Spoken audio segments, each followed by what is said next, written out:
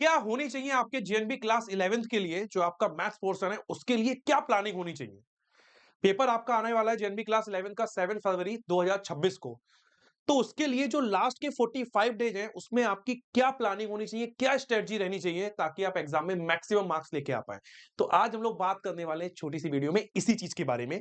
और आप सभी लोगों से मेरी एक रिक्वेस्ट है कि सबसे पहले आप लोग जहाँ ये वीडियो देख रहे हो जिस चैनल पे, उसके डिस्क्रिप्शन में जाइए वीडियो के और टेलीग्राम चैनल को ज़रूर जॉइन करिए क्योंकि वहाँ पे आपको मिलने वाला है इस एग्जाम से रिलेटेड जो जेएनबी क्लास 11 का आपका एग्जाम होने वाला है, इससे रिलेटेड जो भी आपके एग्जाम पॉइंट ऑफ व्यू से जो आपकी इन्फॉर्मेशन है, जो आपके सिलेबस के रिगार्डिंग इन्फॉर्मेशन और क्वेश्चन है, वो भी आपको इस टेलीग्राम चैनल पे सबसे पहले मिलेंगे। तो इसीलिए आप पहले उस टेलीग्राम चैनल को जरूर ज्वाइन करिएगा और उसके आगे इस वीडियो को कंटिन्यू करिएगा।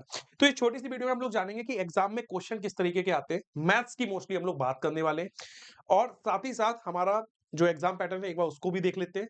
क्या आपके एग्जाम पैटर्न है, क्या टाइमिंग है, क्या सब्जेक्ट है और उसके बाद मैथ्स में किस तरीके से क्वेश्चन आते हैं, क्या आपका सिलेबस है, उसको हम लोग अच्छे से देखते हुए चलेंगे। चलो, तो सबसे पहली चीज अगर हम लोग देखें, यहाँ पे एक चीज देखो समझो।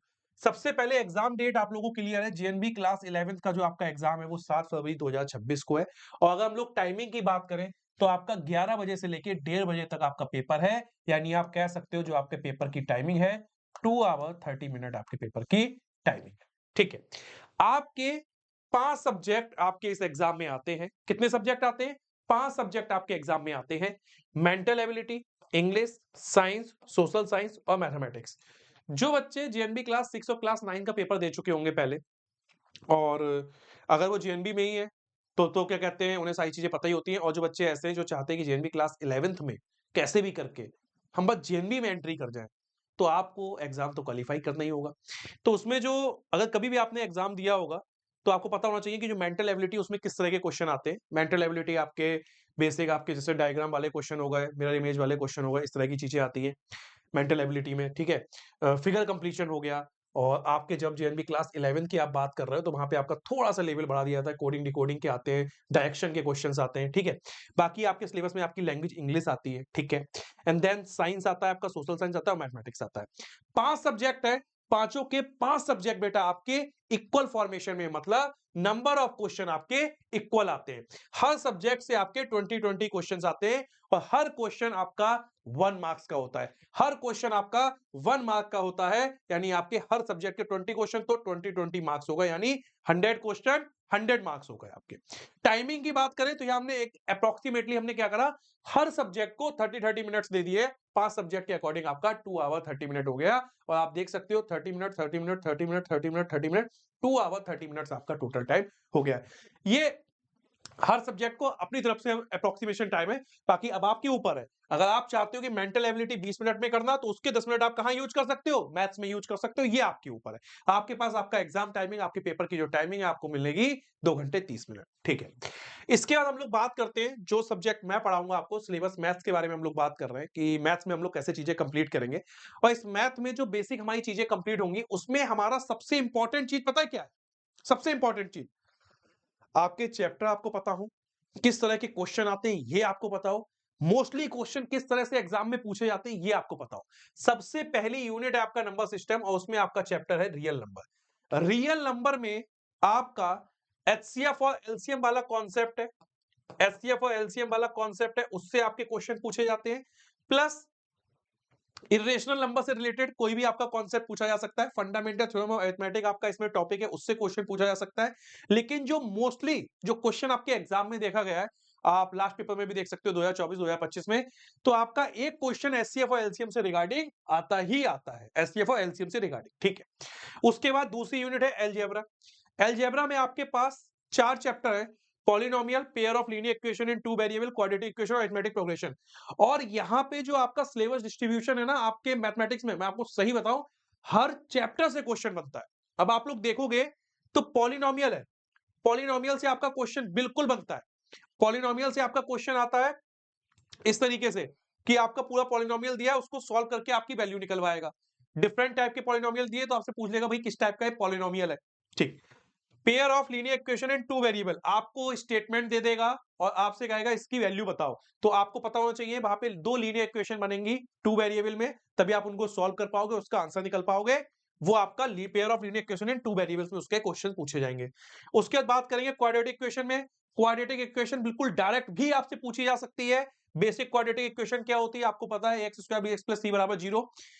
डायरेक्ट उसके रूट पूछे जा सकते हैं, रूट अगर दिए गए हो, क्वाड्रेटिक इक्वेशन कैसे बनाते हो वो आपसे पूछी जा सकती है, और हर चैप्टर से क्वेश्चन बनता है, तो आपको हर चैप्टर का कॉन्सेप्ट आपको पता होना चाहिए। अरिथमेटिक प्रोग्रेशन के बिल्कुल क्वेश्चन आते हैं। अरिथमेटिक प्रोग्रेशन में आपको दिया होगा कि भैया आपका फर्स्ट टर्म दिया गया है, कुछ आपकी फर्स्ट टर्म दिया गया है, आपका डी दिया गया है, आपका सम ऑफ टर्म्स पूछ सकता है, सम ऑफ एन टर्म्स पूछ सकता है, तो आपको बेसिक फॉर्मूले पता होने चाहिए और उसके बेसिक कॉन्सेप्ट आपको आने चाहिए। मैं आपको रेफरेंस जो बता रहा हूं वो आपका जो लास्ट पेपर 2025 का जो पीवाईक्यू उससे बता रहा हूं, आप उसमें जाके देखोगे तो वहां पे आपको बिल्कुल क्वेश्चन देखने को मिलेंगे, हर चैप्टर से आपके क्वेश्चन वहां पे आए हुए हैं। ठीक है, उसके बाद कोऑर्डिनेट ज्योमेट्री। कोऑर्डिनेट ज्योमेट्री से आपके दो क्वेश्चंस आते हैं। कोऑर्डिनेट ज्योमेट्री से एक क्वेश्चन आपका आता है डिस्टेंस फॉर्मूला पे, और एक आता है सेक्शन फॉर्मूला पे, एक आता है सेक्शन फॉर्मूला पे। ट्रायंगल्स और सर्कल्स की अगर हम लोग बात करें, तो सर्कल्स में जो आपका क्वेश्चन बनता है, जो एरिया ऑफ सेगमेंट आप लोग निकालते हो सर्किल वाले चैप्टर में, area of segment, area of sector, तो यहां से आपका question area of segment, area of sector से बनता ही बनता है, तो एरिया ऑफ सेगमेंट कैसे निकालते हैं वो आपको पता होना चाहिए।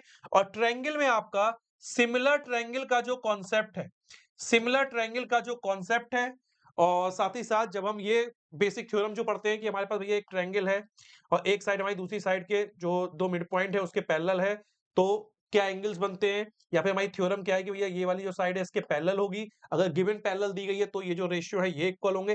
तो ये जो सारी चीजें हैं जो आपकी क्लास 10th में आपके ट्रायंगल वाले चैप्टर में जाओगे, थेल्स थ्योरम है, इससे आपके डायरेक्ट क्वेश्चन पूछे जाते हैं। अब आपका डायरेक्ट क्वेश्चन आया, आपको थेल्स थ्योरम के अकॉर्डिंग उसका कॉन्सेप्ट पुट करना है, उसकी वैल्यू रखनी है, आपका आंसर आ जाएगा। ठीक है, चलिए आगे बढ़ते हैं। तो ये आपका ज्योमेट्री में किस किस तरह से क्वेश्चन बनता है वो भी मैं आपको बता रहा हूं कि ट्रायंगल से इस तरह का क्वेश्चन बनता है, सर्किल से इस तरह का क्वेश्चन बनता है। अब आते हैं ट्रिग्नोमेट्री पे। ट्रिग्नोमेट्री पे आपके डायरेक्ट क्वेश्चन कैसे पूछे जाते हैं, देखो इंट्रोडक्शन और ट्रिग्नोमेट्री पे इसमें सीधे सीधे आपको ये पूछा जा सकता है कि आपको एंगल्स दे देगा, डिफरेंट तरह के एंगल्स दे देगा, और आपसे पूछेगा ट्रिग्नोमेट्री में उसकी वैल्यू क्या है। जैसे मान लो आपको पता होना चाहिए सारे trigonometric ratio, sine cos tan cot sec cosec, आपको सारों की वैल्यू एंगल्स के साथ पता होनी चाहिए कि साइन 0 की वैल्यू क्या होती है, कॉसेक 90 की वैल्यू क्या होती है, यानी sin cos tan sec, sin cos tan cot sec cosec, इन सभी के एंगल्स की 0 से लेकर 90 डिग्री की वैल्यू आपको पता होनी चाहिए। 0 डिग्री क्या होता है, 30 डिग्री, 45 डिग्री, 60 डिग्री, 90 डिग्री, क्योंकि आपको एक प्रॉपर स्टेटमेंट दे दिया cos 90 plus 6 into sec square 30, सारी वैल्यू दे दी। अब आपको पूछेगा सारी वैल्यू पुट करो एंगल्स में और उसका फाइनल आंसर बताओ। हाइट एंड डिस्टेंस का क्वेश्चन जरूर आता है, हाइट एंड डिस्टेंस का क्वेश्चन जरूर आता है कि भैया आपसे कह देगा कि एक पिलर है उसकी हाइट ये दे रखी है, एंगल ऑफ एलिवेशन इतना है, तो बेस में जो डिस्टेंस है वो कितनी होगी, या इससे भी रिलेटेड जो डिफरेंट तरह के क्वेश्चंस है वो बनते हैं। तो हाइट एंड डिस्टेंस भी बहुत इंपॉर्टेंट है, और इन सबसे एक एक क्वेश्चन आता ही है, ये आप लोग ध्यान कर लो, ये आप लोग अच्छे से ध्यान कर लीजिए। ठीक है, उसके बाद हम लोग बात करेंगे मेंसुरेशन। अब देखो मेंसुरेशन में क्वेश्चन कैसे बनता है, जो एरियाज रिलेटेड टू सर्किल मैं आपको बता रहा हूं, जैसे यहाँ पे मैंने आपको सर्किल का यहाँ पे कॉन्सेप्ट बता दिया एरिया ऑफ सेगमेंट का, तो ये एक्चुअल में जो बेसिक सर्किल है, ये सर्किल की थ्योरम वगैरह ये तो मैंने नहीं देखी थी, तो ये आपके एग्जाम में नहीं थी सर्किल वाली, लेकिन जो एरिया ऑफ सेगमेंट है वो आपका जरूर आया हुआ, जो कि मैंने आपको यहाँ पे बता दिया। ठीक है, उससे कोई दिक्कत नहीं है। Second, surface areas and volumes की अगर हम लोग बात करें, तो इसमें आपका क्वेश्चन में सरफेस एरिया एंड वॉल्यूम्स में आपका स्पेयर का वॉल्यूम, आपका सिलेंडर का वॉल्यूम, आपका कोन का वॉल्यूम, इन तीनों के वॉल्यूम आपको पता होने चाहिए। प्लस साथ ही साथ सरफेस एरिया एंड वॉल्यूम्स में आपके जो कंबाइंड फिगर होते हैं उससे भी रिलेटेड कॉन्सेप्ट कभी कभार बन जाता है, उससे भी क्वेश्चन रिगार्डिंग पूछे जा सकते हैं कि भैया आपकी एक कोन है, ठीक है, डायरेक्ट कोन का क्वेश्चन आ गया तो अलग बात है, या फिर आपसे पूछा जा सकता है कि आपकी कोन है उस पे आपका एक सेमी स्पेयर रखा हुआ है, तो आपका फिर क्वेश्चन अलग बन जाएगा। तो ये आपके दो डायग्राम को ज्वाइन करके जो आपका वॉल्यूम है टोटल वो कितना होगा, तो इस तरह के क्वेश्चन भी बनते हैं, तो मैं आपको पहले बता दे रहा हूं ताकि आप उन चीजों को थोड़ा सा रिलेट करते रहे। उसके बाद सबसे ज्यादा मोस्ट इंपॉर्टेंट मैंने आपके 2 से 3 क्वेश्चन स्टैटिस्टिक्स के देखे। स्टैटिस्टिक्स में आपको मीन, मोड और मीडियन, ये तीनों चीजें आनी चाहिए अच्छे से। तीनों के जो आपके फॉर्मूले हैं, तीनों के जो बेसिक कॉन्सेप्ट है, मीन कैसे निकाला जाता है वो आपको आना चाहिए, मोड कैसे निकाला जाता है, मीडियन कैसे निकाला जा सकता है। लास्ट ईयर जो आपका एग्जाम हुआ था उसमें आपका मीन का क्वेश्चन भी आया था, आपका मोड का क्वेश्चन भी आया था, तो आपको मीन मोड मीडियन में अच्छी तरीके से प्रैक्टिस करनी है, कोई भी क्वेश्चन छोड़ना नहीं है। साथ ही साथ प्रोबेबिलिटी का भी एक क्वेश्चन देखने को मिला था। प्रोबेबिलिटी में क्वेश्चन इस तरीके से पूछा जा सकता है कि आपके पास ताश के 52 पत्ते हैं, उसमें से रेड कार्ड, एक रेड कार्ड निकालने की, एक रेड ताश का पत्ता निकालने की प्रोबेबिलिटी क्या होगी, तो आपको पता होना चाहिए कि भैया रेड कार्ड कितने होते हैं, 26 होते हैं, टोटल 52 होते हैं, तो उस तरीके के कॉन्सेप्ट से प्रोबेबिलिटी आप निकाल लोगे। तो इसमें प्रोबेबिलिटी वाले कॉन्सेप्ट में आपके जो प्लेइंग कार्ड्स हैं, उस पे कौन क्वेश्चन बनते हैं, आपके डाइस पे क्वेश्चन पूछे जा सकते हैं, ठीक है? कॉइन का भी क्वेश्चन पूछा जा सकता है, लेकिन जो थोड़ा-सा लेवल बढ़ा के आप थोड़ा-सा एक्टिविटी ज़्यादा करिए ना, कार्ड से रिलेटेड क्वेश्चन करिए, डाइस से करिए। 1 डाइस को अगर हम लोग फेंकते हैं तो टोटल आउटकम 6 आते हैं, 2 डाइस को फेंकेंगे तो 36 आएँगे।